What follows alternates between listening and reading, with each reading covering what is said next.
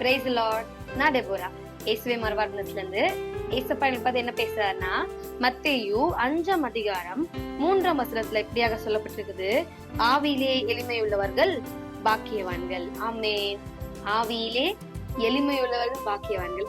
இது நான் ஏசப்பாவோட கிருபையால எனக்கு கொடுத்த ஈஸி டிரான்ஸ்லேஷன்லனால உங்களுக்கு சொல்லணும்னு நான் ஆசைப்படுறேன். எப்படின்னா, இன்னைக்கு நிறைய பேர் ஹம்பிளா இருக்கவே மாட்டேன்றாங்க. சோ அந்த ஹம்பிளை பத்தி இன்னைக்கு உங்ககிட்ட கொஞ்சம் ஏசப்பா எனக்கு சொல்லிக் கொடுத்து அவங்களுக்கு சொல்லணும்னு ஆசைப்படுறேன்.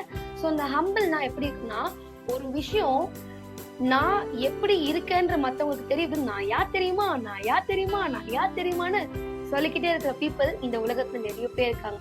ஐயோ, அவங்க அவ்வளவு பெரியவங்க, அவங்க அப்பா யாரு தெரியுமா அப்படின்றதா இருக்காங்க. ஆனா நம்ம கர்த்தருடைய பிள்ளையா இருக்கும் போது நம்ம சொல்லவே தேவையில்லை. நம்ம கர்த்தரோட வேலைய பர்ஃபெக்டா பண்ணிக்கிட்டே இருந்தோம்னா நம்மள ஆண்டவரோட ரூபமா, அதாவது ஆண்டவரோட பிரதிபலிப்பா நம்மள பாப்பாங்க. சோ நம்ம யாரு தெரியுமான்னு சொல்ல வேண்டாம். நம்ம ஹம்பிளா பணிவா இருந்தோம்னா நம்ம தான் யாரு?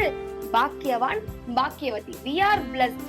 சோ இந்த வசனத்தின் மூலமா நம்மளோட அப்பாவை நம்ம பிரதிபலிக்கிறதுக்காக இந்த வசனத்தின் மூலமா நம்ம ஹம்பிளா இருக்க கத்துக்கணும். சோ நம்ம ஹம்பிளா இருந்தோம்னா நம்ம யாரா இருப்போம்? பிளஸடா இருப்போம். சோ அந்த பிளஸட நம்ம ரிசீவ் பண்ணிக்கிறதுக்காக ஜெபம் பண்ணலாமா? நன்றி தகப்பனே, நேற்றும் என்றும் என்றும் மாறாதே அப்பா, நாங்கள் எல்லோரும் ஹம்பிளா இருக்க, ஆவியில எளிமை உள்ளவரா இருக்க தேவன் எங்களுக்கு உதவி செய்ய வேண்டுமாக ஜெபிக்கிறோம். உம்மை பிரதிபலிக்க எங்களுக்கு அப்பா ஒரு வாய்ப்பை தர வேண்டுமாக ஜெபிக்கிறோம். இயேசுவின் நாமத்தில் பிதாவே, ஆமென்.